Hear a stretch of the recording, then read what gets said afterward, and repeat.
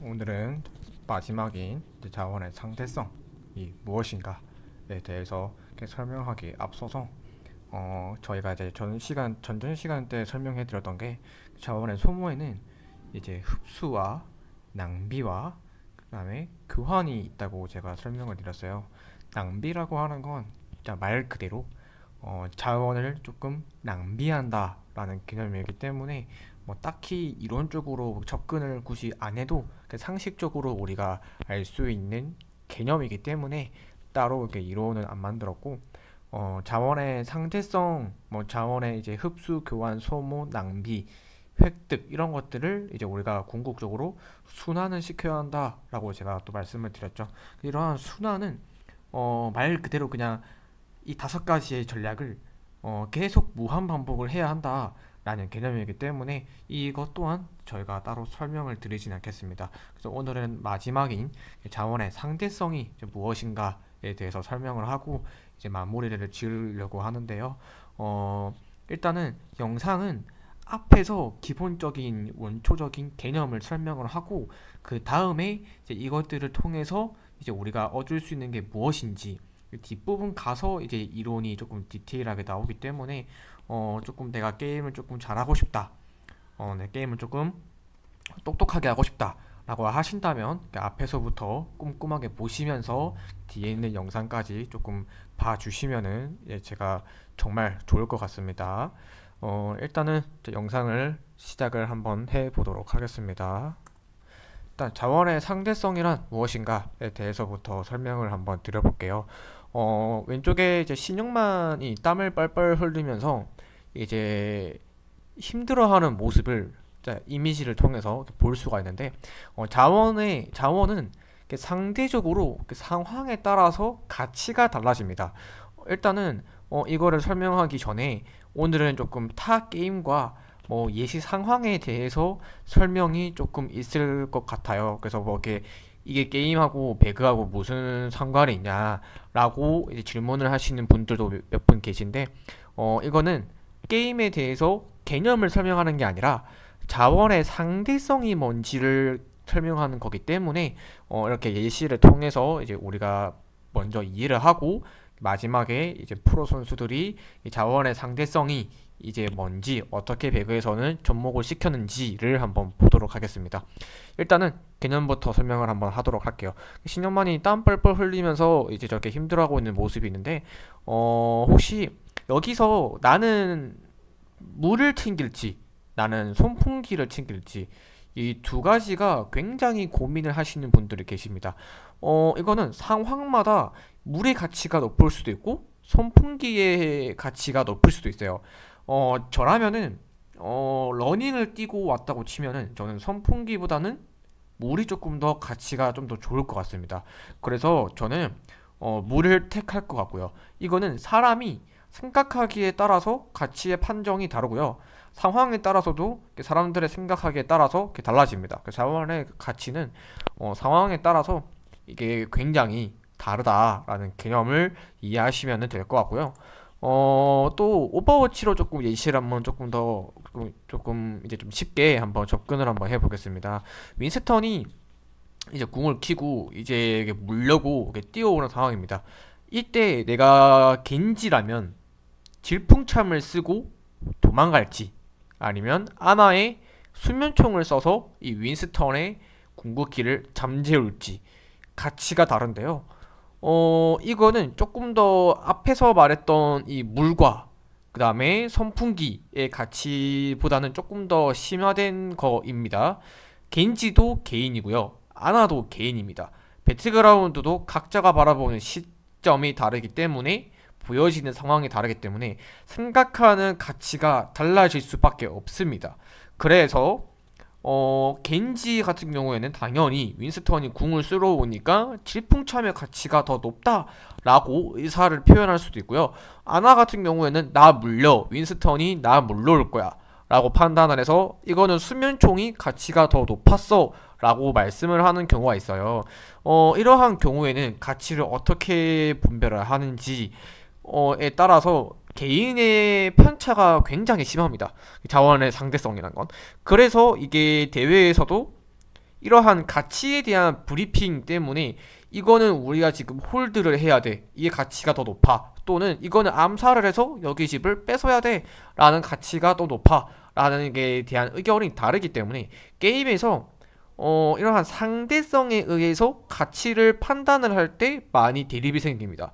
그래서 이제 우리가 이제 개념에 대해서 조금 설명을 한번 드려봤는데 여러분들이라면은 이 자원의 상대성 이런 예시 상황에서 어떤 걸 선택을 할지는 생각에 따라 다르기 때문에 딱히 정답이라고 하는 건 없습니다. 결과가 좋다면은 그 가치가 옳았던 거고요. 결과가 좋지 않았더라면은 반대의 이제 의사가 조금 더 좋았을 수도 있겠다라고 이제 말씀을 드려볼 수가 있기 때문에 팀원들하고의 이제 상호 합의하에 상대성에 대한 가치를 조금 더 판단을 하는 게 굉장히 좋을 것 같아요. 그래서 프로 선수들의 자원의 상대성을 어떻게 판단하는지, 프로들은 과연 어떻게 가치를 정하는지를 한번 보도록 하겠습니다. 한번 보실게요. 일단은 세 가지의 영상을 들고 왔고요. 무자비와 EOS의 자원적 상대성, 그 각자의 팀에서 그 자원의 가치를 판단하고 선택하는 방향이 어떻게 되는지 한번 보도록 할게요. 아니지 한번 네, 살펴보고 있습니다. 까지는 선을 보내는 건 왜 지금 영상이 피오 선수 기준 여기서 우측으로 잡히는지는 150m 지점에 모르겠는데 있는 판잣집이 네. 의외로 불안한 느낌이 있습니다. 어린 선수.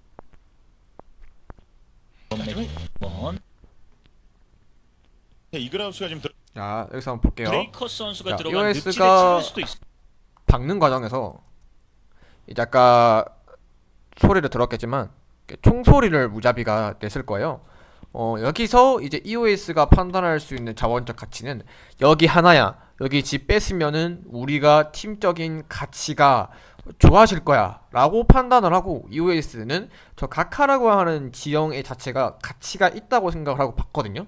여기서의 무자비는 가치가 좋았던 집이라면 이 가카라고 하는 이 랜드마크에 대한 지형을 힘을 줬을 겁니다. 근데 가치에 대한 효과가 없기 때문에 빠지게 되는 거죠.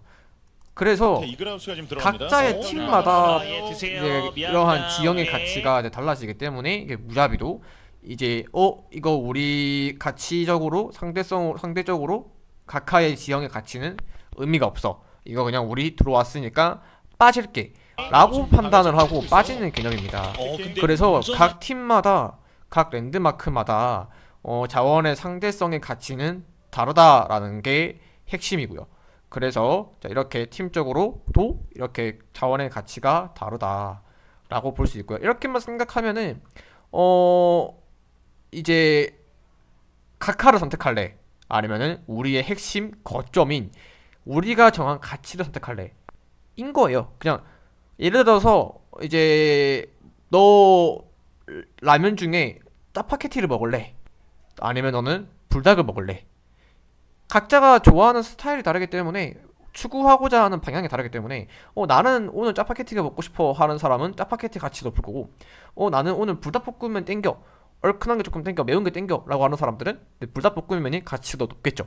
그래서 각 팀마다 이제 가치가 다 다르다. 그래서 막 이렇게 어떤 아마추어 분들도 그렇고 일반인 분들도 그렇고 프로 선수들한테 또는 잘하는 사람들한테 물어보는 게 어느 집이 좋아요? 라고 물어봐요. 이 집은 좋은 건가요? 이 집은 왜 이렇게 쓰는 건가요? 라고 물어봅니다. 그거는 각 팀마다 운영하는 스타일이 다르고 각 팀마다 처음에 스타트했던 랜드마크가 다르기 때문에 각 팀마다 정하는 자리에 대한 가치도 다르다라는 거예요. 그 집이라고 하는 데 대한 가치는 정할 수가 없습니다. 여기가 좋고 여기가 쓰레기고는 정할 수가 없어요. 그 팀에서는 이 자리밖에 쓸 수가 없다라면 그 지형이 가치가 높은 거예요. 그 팀한텐. 이해됩니까? 그래서 다른 팀들한테는 가치가 가죠. 근데 일단은 우리가 써야 되는 지형이라면은 우리 팀한테는 가치가 없다 라고 생각하셔야 되는 거예요. 그래서 개인 중점으로 생각을 하시는 게 제일 좋다 라고 생각하시면 될 것 같습니다. 그래서 EOS도 무자비가 굳이 카카라인의 가치를 둘까? 라는 게 브리핑이 오고 하고 하지 않았을까 생각을 합니다. 이걸 근거 없이 박지는 않았을 것 같거든요. 그래서 EOS도 무자비가 카카 라인에 가치를 두지 않을 거야 라는 게 이제 브리핑이 났기 때문에 이제 박는 과정인 것 같습니다. 그래서 이렇게만 조금 생각을 해주시면 될 것 같고요. 그 다음에 이제 영상을 볼 건데, 피오 선수의 암살도 자원적으로 흡수의 개념과 교환의 개념도 있는데, 흡수랑 교환도 그 지형에 대해서 가치가 있을 때 하는 겁니다. 그래서 피오가 가치를 선택한 이유에 대해서 한번 영상을 볼게요. 예, 여기까지 붙었다고 생각하기가 좀 지금 어렵긴 영상을 하죠. 피오 보시게 선수는. 되면은 지금 여기 암살을 보이는 쪽에서 치고 좀 있는 장면인데요. 지금 보면은 DK 있고. 선수들이 먹고 있는 판잣집의 가치가 높을까요? 아니면은 배고파 피오가 있는 위치가 가치가 높을까요? 사람마다 생각하기 다름인데, 저는 피오 선수가 이렇게 암살을 하고 있는 저 지형이 저 판잣집에 비해서 가치가 높다고 저는 생각을 합니다. 그렇기 때문에 이게 꼭 저 판잣집이 지대가 넓다고 해서 좋은 가치가 있다라는 게 아닙니다. 그래가지고 이 피오 선수의 이 단차에 대한 가치성이 저는 높다고 생각을 하는 편이고요. 그래서 여기서 이제 변수를 낼 수 있다면 흡수와 교환을 사용해서 장구 선수와 서울 선수를 잡을 수도 있는 효과성이 있다. 그러니까 피오가 위치하고 있는 저 자리의 가치는 상당히 좋다라고 표현을 할 수 있겠습니다. 그렇게 했을 때 이제 간을 보면서 플레이를 할 수 있겠죠. 네. 가치가 없는데 저 자리를 투자하지는 않았다고 저는 생각을 하거든요. 그래서 이렇게 가치성을 이렇게 투자를 할 수 있다. 자, 마지막 영상으로는 젠지의 토시 선수의 포지션에 대해서 자원적 상대성의 가치에 대해서 판단을 한번 해보겠습니다. 피오 선수가 뒤를 돌아보는 지금 것도 보시면은 보이네. 저기 펜터마츠 선수들이 여기 있는 거를 이미 젠지는 파악을 했고요. 토시 선수에 있는 위치도 지금 보시면은 단차입니다. 지금 보시면 미니맵을 보셔도 펜터마츠의 쪼이 선수와 그 다음에 데바 선수가 저렇게 위치하고 있는 모습도 미니맵에 포착이 되고 있죠. 만약에 쪼이 선수와 데바 선수가 저 1평집 사이로 오고 가고 하면서 왔다 갔다 했다고 생각을 한번 해볼게요. 토시 선수의 위치를 파악을 할 수 있을까요? 파악 못할 것 같거든요. 젠지의 토시 선수가 오히려 지형적인 가치가 강하고 먼저 선제 공격을 해서 변수를 만들어낼 수 있다고 저는 생각을 합니다. 그래서 저는 펜터마츠의 입장에서는 저 1평집이 가치가 높겠지만 젠지 선수가 쓰는 저 단차 라인은 젠지 팀에서는 가치가 꽤 높거든요. 그래서 저 펜터마츠의 입장에서는 비교를 한번 해봤을 때 젠지의 단차가 오히려 가치가 꽤 높다고 판단을 할 수가 있습니다. 상황마다 다르다고 아까 표현을 했는데, 펜터마츠는 진행 경로와 이제 뭐 스플릿을 하기 위해서 저렇게 자리를 분배를 했다고 치고요. 젠지 선수는 수비를 하기 위해서 지금 빌드업을 다치 상태이기 때문에 젠지는 토시 선수가 쓰고 있는 저 단차 라인은 수비적으로 저 지형을 썼을 때의 가치가 굉장히 높다예요. 근데 쪼이 선수와 데바 선수는 저 지형을 공격을 할지 수비를 할지 젠지 선수의 위치를 모르기 때문에 판단의 목적성이 없습니다. 저 지형에는. 그렇기 때문에 가치성이 저 상황에서는 펜터마츠의 입장에서는 엄청난 가치를 지니고 있지가 않습니다. 젠지는 목적이 있기 때문에 수비적으로 사용을 하기 위해서는 저 단차 라인이 가치가 굉장히 높죠. 그래서 펜터마츠가 자유분방하게 다녔을 경우에 토시 선수한테 따일 수도 있다라는 거가 이제 핵심적인 내용입니다.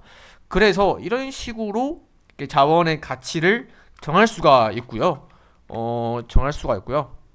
이제 마지막으로 이제 PUBG에서는 자원적 가치가 무엇인가라고 얘기를 했을 때 지금 이 앞서서 영상을 봤는데 공통적인 게 보이지가 않습니까? 저는 공통적인 게 보이거든요.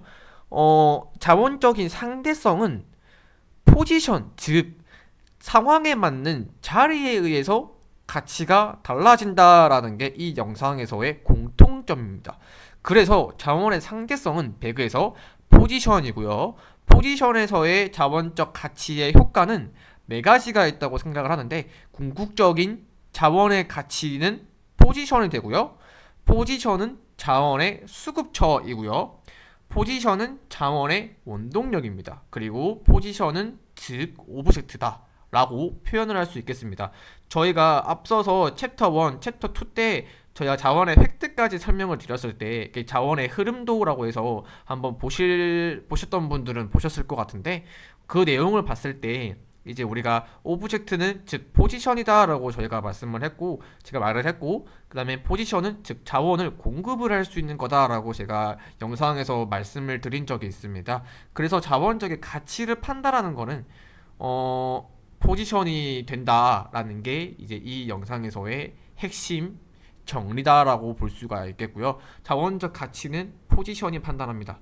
포지션이 즉 자원의 가치인 거고요. 그래서 즉 이제 우리가 전략을 잘 쓰려면 흡수의 전략, 소모의 전략, 낭비의 전략, 그 다음에 교환의 전략을 잘 쓰기 위해서는 즉 포지션에 대한 가치가 높아야 한다라는 거고요. 자원의 가치가 낮을 경우에 상대는 우리가 먹고 있는 자원의 가치성보다 더 높다면은, 우리가 먹고 있는 자원의 가치성이 떨어진다라고 한다고 치면은 시비를 걸면 안 되겠죠. 그래서 자원의 가치에 의해서 너가 세냐 우리가 세냐에 대해서 판단을 할 수 있습니다. 그래서 이러한 자원의 가치에 대한 실시간적인 판단이 안 서신다면 우리가 약한데 센 친구를 시비를 걸 수도 있는 거예요. 그렇게 될 경우에는 우리가 교전에서 질 수가 있다 인 거고요. 그래서 자, 오늘 배웠던 자원의 가치에 대해서는 조금 중요한 내용이 될 수가 있다라는 게 이제 이번 영상의 마지막 이제 이론입니다. 그래서 이제 우리가 이렇게 지금까지 배웠던 자원적인 내용들을 통해서 게임을 조금 더 보편적으로 유리하고 스마트하게 게임을 할 수 있는 능력이 이제 생겼을 거라고 저는 믿고 있고요. 모르는 부분이 있다면 이제 댓글 통해서 남겨주시면 추가 영상으로 만들어서 올릴 예정이고요. 이제는 이제 이러한 포지션을 자원적으로 이제 어떻게 잘 쓰는지 프로팀들은 영상을 분석을 해서 이제 짤막짤막하게 이렇게 DM프릭스면 DM프릭스, T1이면 T1, 젠지면 젠지, DK면 DK, 배고파면 배고파, 이런 식으로 영상 카테고리를 분류시킨 다음에 지금까지 배웠던 자원을 영상을 통해서 분석을 해서 올려드릴 겁니다. 아, 이렇게 자원을 쓰는구나, 자원이 왜 중요하는구나 를 프로 선수들의 영상을 통해서 한번 보고 분석을 해서 영상을 올리도록 하겠습니다. 일단은 오늘은 영상은 여기까지 마무리하고요.